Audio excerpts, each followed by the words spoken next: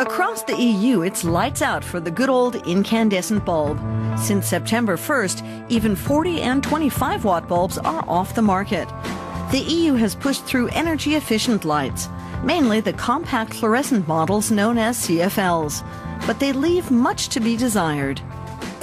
These energy-efficient bulbs emit very poor light. It's not bright, it's diffuse. That means the color rendering is awful. And CFLs contain a highly hazardous metal, mercury. This bulb poses a grave danger if it breaks. The mercury vaporizes and gets into the lungs within seconds. Critics warn they even emit toxic substances in normal use. If a simple instrument like this can register poisons and contaminants emitted from these bulbs, that means there's a serious problem. It indicates the presence of hazardous toxins. It's universally agreed that the new bulbs use less electricity and last longer. But critics say consumers and the environment will pay a high price for these benefits.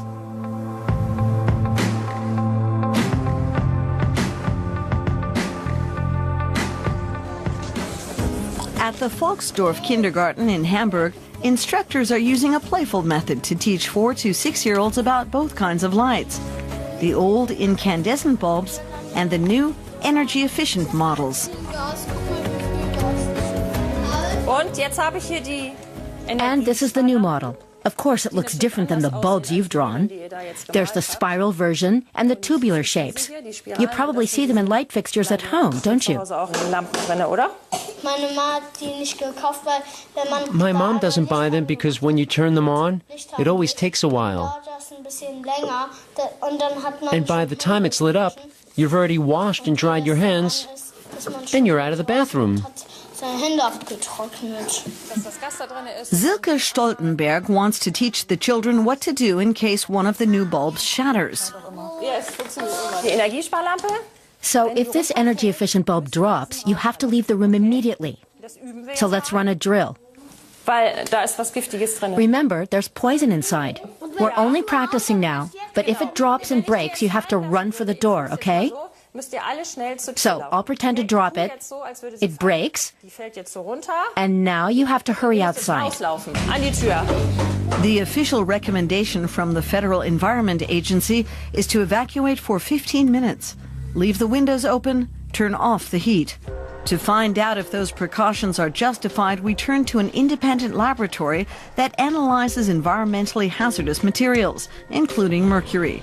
And the researchers take all precautions for our test. Here's a protective mask. Just pull it over your head. Laboratory head Gary Turner says there's only one sensible reaction when a CFL bulb shatters. You should get away as quickly as possible. It could enter your bloodstream through the lungs and from there enter the brain, or through the olfactory nerves directly into the nervous system. That's why we take these safety precautions. The measures include a fume hood, breathing masks, and gloves. As soon as the glass breaks, an invisible cloud of mercury is released from the bulb. We can see the electronic components. Turner is highly critical of the use of mercury in this kind of product. Every encounter with mercury makes you a bit more stupid and lowers your IQ. It is a highly dangerous nerve poison and can also affect many other organs and the immune system. There should be a zero-tolerance policy for mercury. We must do all we can to institute a worldwide ban against mining, production, and distribution. Environmental medical specialist Joachim Mutter has worked for years with patients suffering from mercury poisoning. He's regularly asked to testify in civil court cases. Recently, he encountered a youngster who suffered severe injury after a low-energy bulb shattered. The boy was already ill at the time, and the parents had no idea just how dangerous the mercury cloud was. They didn't air out the room and the shards were thrown in the garbage. The child then slept in his bedroom. Within the first week, he developed a skin rash. By week 2, he began losing hair. He developed severe diarrhea and a visible case of the shakes. He showed what I describe as autistic tics. He was withdrawn, lost interest, and was constantly tired. He slept all the time and was lethargic. Nothing like the boy he was before. After extensive therapy, he's slowly regaining his health and vitality.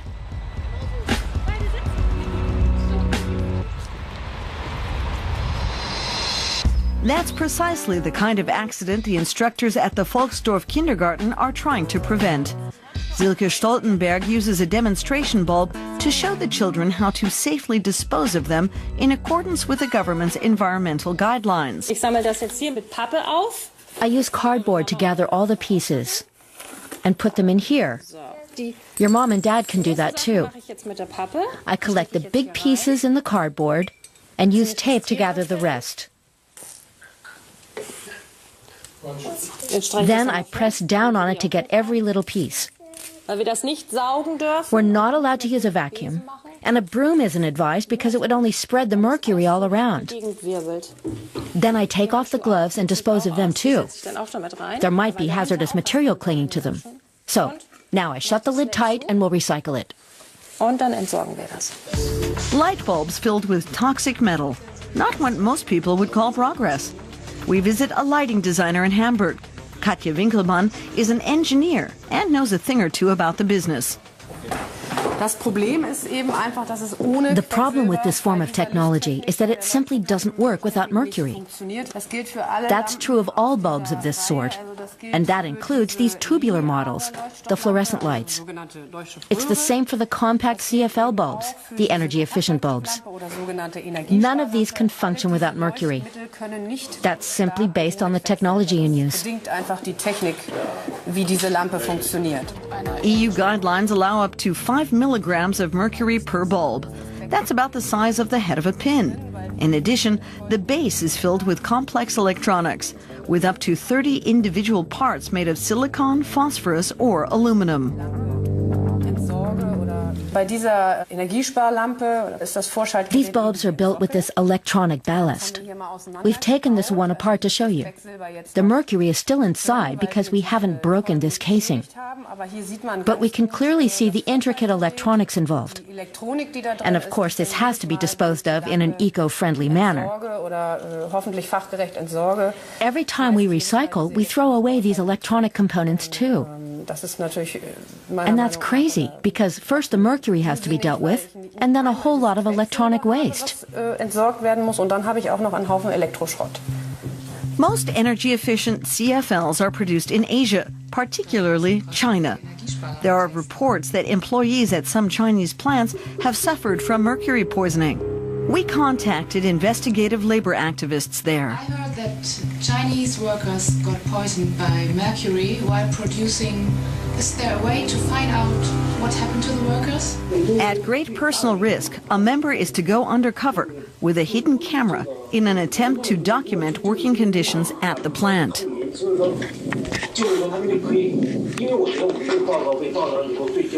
We're willing to take the risk. If we can prove the rumors are true, perhaps we can force a change in labor conditions at those facilities. Gary Turner has begun a new test with 6 CFL models produced by 5 different manufacturers. He's studying whether intact energy-efficient bulbs might also pose health risks. Once the lamps are on, the surrounding air is collected, chemically bonded, and analyzed. This is an extract from the air sample that we've sucked into the tube. Now we'll use gas chromatography, mass spectrometry to find out what substances it contains.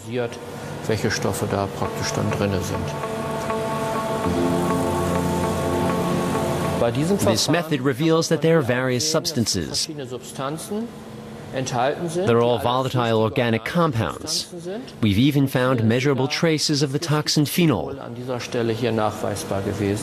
What's the problem with phenol? Phenol is carcinogenic and is considered a health hazard. We also found tetrahydrofuran, which may also cause cancer. There are others as well. Alkylbenzenes, which can damage the nervous system and are toxic to the liver, and so on. The worst thing is that you have an entire cocktail of substances linked with various health risks. That is a particular concern. But Germany's Environment Agency says the concentration of emissions is not high enough to be a significant health risk. We consult Wolfgang Mees, a recognized authority in building biology and environmental analytics. We want to find out exactly how the toxins are emitted.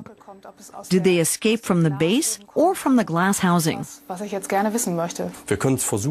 We can give this simple instrument a try. It's a sampling probe, fairly insensitive and not very accurate. We can see whether the emissions are coming from these scratches that lead to the ballast, as I suspect, once the bulb has reached a certain temperature. Listen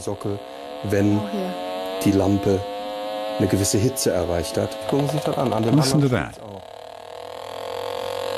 It's the same with the other slits. Look at how that follows the glass housing. So if toxins such as phenol are escaping from this bulb, why aren't they better sealed? It must be possible from a manufacturing standpoint. You'll have to ask the producers. It's a necessity no matter how high the cost. We're talking about poisons that should not be allowed to escape. If such a simple instrument can detect poisons and contaminants emitted by CFLs, then we truly have a problem. I'm talking about biologically hazardous emissions. We ask manufacturers to comment. One of them responds. As a manufacturer of high-quality brands, Osram complies with all manufacturing standards and guidelines. In addition, we conduct internal and external inspections on a regular basis. Mace has also measured the amount of electrosmog produced by the CFLs.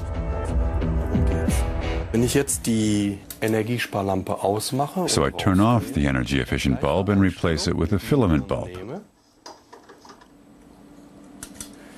Look at the field intensity on the display. You can see for yourself that the traditional light bulb gets better results. It's a much healthier choice than the energy-efficient model.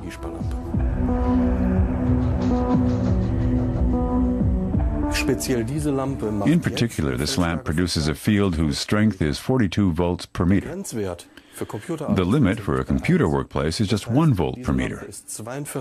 That means that this bulb is 42 times more intense than a personal computer is allowed to be.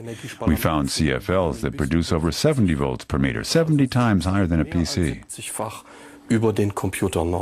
What kind of health problems could arise if I sit too close to an energy-efficient lamp, for instance, at a desk? From a biological standpoint, there's dangerous electromagnetic exposure to your head, your body, your entire work environment. That can lead to neurological and hormonal problems and to cell damage. These are all things that can be triggered by high electromagnetic field intensity. Here in a typical German residential area, we want to find out how consumers are accepting energy-efficient bulbs.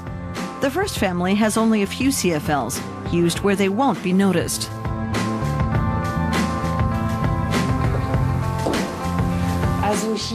We use normal bulbs here in the living room. The CFLs are so ugly they destroy the look of our chandelier.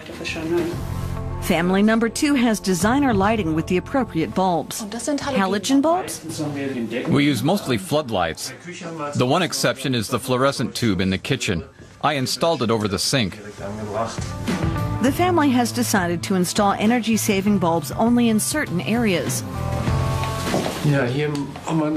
We replaced the bulbs on this ceiling lamp.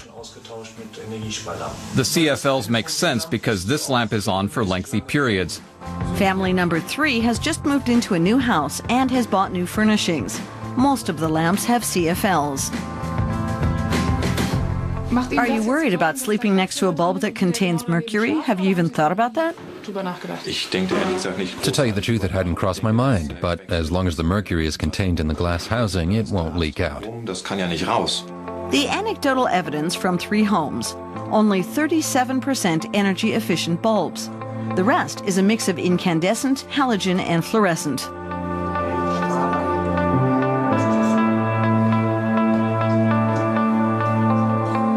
Family number 4 was initially excited about the prospect of saving energy and costs. The enthusiasm didn't last long. This is my collection of energy-efficient bulbs. I tried them all, and we didn't like them. So they all ended up in the basement. This is our supply of incandescent bulbs for use around the house. They just don't produce the kind of light we want. We can't use dimmers. And we've been reading about the dangers as well. They're supposed to be environmentally friendly, and yet they contain mercury. Sorry, we just can't grasp that concept. The European Union enacted the legislation on energy-efficient bulbs back in 2009. Early on, European Parliament member Holger Kramer voiced skepticism and pointed out the possible adverse effects for consumers. It's clear that health concerns were simply not a factor in implementing the ban on incandescent bulbs and the pressure to market energy-efficient bulbs. The EU Commission admitted as much. At the time, there had been no comprehensive studies. It wasn't just about mercury. There were also concerns about the psychological effects of the light, among other things. But didn't the EU Commission carry out extensive testing? We asked Commissioner for Energy, Günther Oettinger, to comment. He refused, sending a spokesperson in his stead. Were studies done on possible adverse effects of CFLs prior to the incandescent bulb ban? Before we began taking light bulbs off the market, we investigated the problem of mercury in the energy-efficient bulbs. We asked some of the independent scientists on our advisory council, and they indicated there was no risk from the amount of mercury contained in the new energy-saving lights.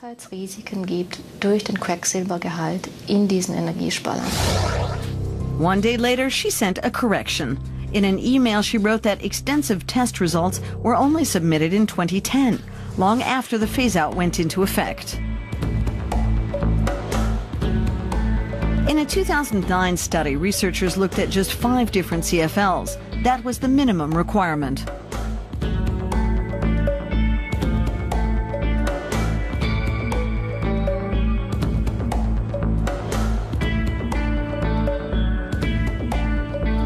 So why the urgent decision to ban filament bulbs and replace them with CFLs? It was at the height of the climate debate. It started in Australia and spread around the globe. Everyone was unscrewing light bulbs, and no one wanted to be left behind, including Chancellor Angela Merkel. There was no stopping it. Incandescent bulbs had to be banned to save the world. The EU Commission appointed a committee to set guidelines for the energy-efficient bulbs. It included industry experts along with representatives of consumer groups. Why were producers such as Philips and Osram at the table? It's all about who knows whom, the buddy system. The bureaucrats in the EU Commission have circles of friends. They network. And when it comes to a decision on some issue, they invite those who might be affected by it to meet. And it has to be clear that environmental concerns aren't necessarily the highest priority. Rather, these decisions are heavily influenced by the respective business interests. There's no profit in the incandescent bulb, perhaps just a few cents. The profit margin is much higher for CFLs. That's why business interests trumped environmental concerns in coming to this decision. Proponents point out that the energy-efficient lamps truly do save electricity and have a much longer lifespan. But is that truly the case? In Frankfurt, we visit the offices of popular German consumer magazine Ökotest. It's done extensive research into CFLs. Editor-in-chief Jürgen Stelpflug and his team studied 16 different models to find out whether they live up to manufacturers' claims. Here they claim that this 11-watt CFL bulb can replace a 60-watt filament bulb. That's simply not enough. Our findings indicate you'd need at least 14 watts. But the CFLs also lose brightness quickly. So actually, you'd need a 21-watt energy-efficient lamp to replace an old 60-watt bulb. And the lifespan? Yes, this is the lifespan. According to this, one low-energy bulb lasts longer than 8 traditional bulbs. The manufacturer is required to print this information on the packaging. It just doesn't add up. Yes, they're required to, but no officials check to see if it's true. But this laboratory in Wilhelmshaven does. Electrical engineer Wolfgang Hertha and the staff at the Prüfzentrum Technik have been testing lights for years, commissioned by consumer protection groups. That includes tests on the true lifespan of energy-saving lights. This room contains more than 100 lamps from 36 manufacturers. On average, they should burn between 8 and 10,000 hours. We're performing a longevity test here. We're at 7,000 hours, and 30% of them have burned out. That's a lot. In addition, we have a row where the lights are regularly turned off and on. It's rigged so that they're on for 1 minute and then off for 5. And the test runs around the clock. The first bulbs expired at the 3,000 hour mark. And you can tell by these dark spots that a lamp is about to burn out. In a bathroom, families turn the light on and off at least 10 times a day. So a CFL probably wouldn't last a year. We asked Germany's largest light bulb producer to explain the apparent discrepancy. Osram answered by email. We are Germany's only manufacturer to guarantee our energy-efficient bulbs. This guarantee also applies particularly to the lifespan.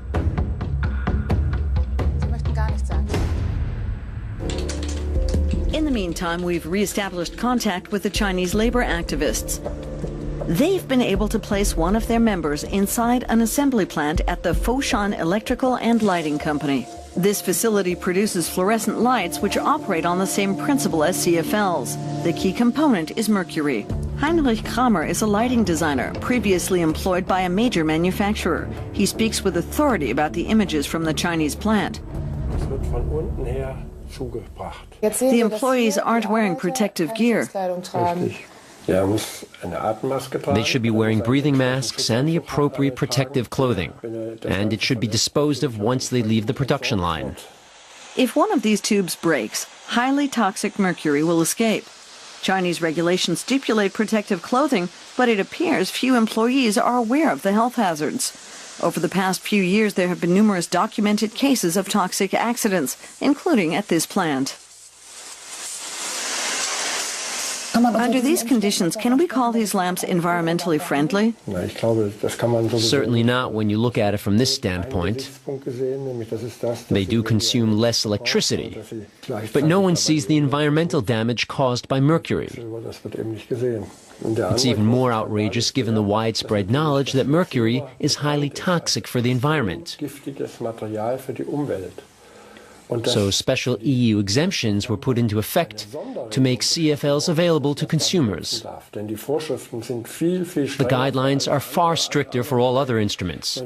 Mercury thermometers are banned, but there are special guidelines for fluorescent tubes and CFLs. So these energy-efficient bulbs will continue to pollute the environment.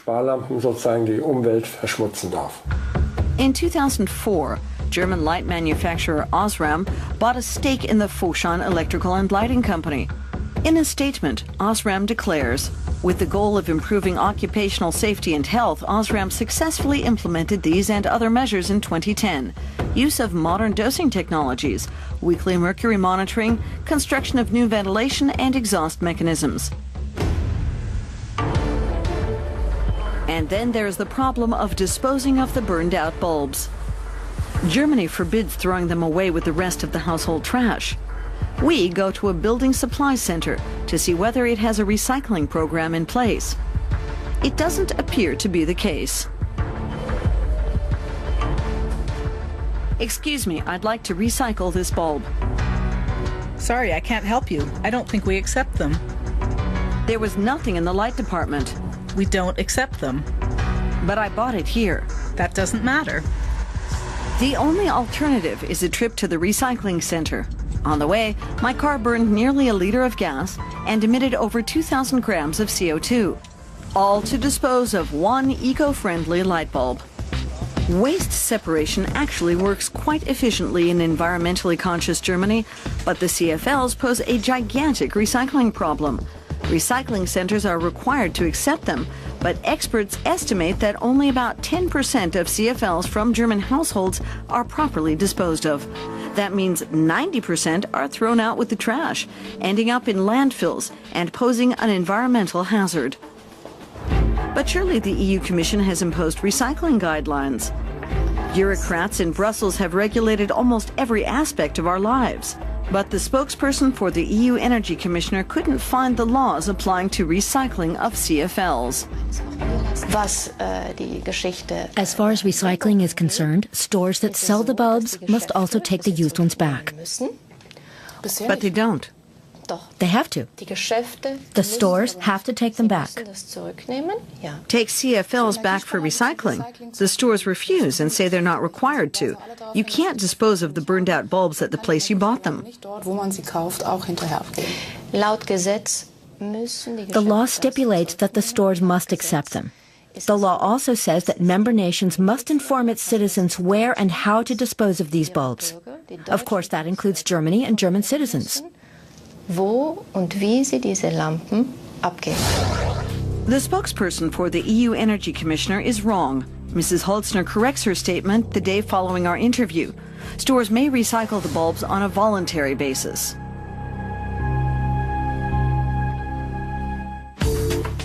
Light designers are developing bulbs that work without mercury. At the Unilever House in Hamburg, LEDs and natural lighting are part of a progressive energy-efficient concept. It's an expensive solution. At a cost of 30 to 40 euros per bulb, LEDs are beyond the price range of many families, but they do last up to 5 times longer than CFLs. These LEDs are a very effective and energy-efficient way of generating light. The major advantage is that LEDs emit maximum light at the flip of a switch. That's my major complaint with CFLs. You can fall down the stairs because there's no light. LEDs solve that problem. They're a good alternative. But if LEDs are too expensive and CFLs too dangerous, there's little choice left. This lighting shop in Hamburg recognized a business opportunity, ordering and hoarding thousands of traditional bulbs. Stefan Schrader expects to be doing a booming business.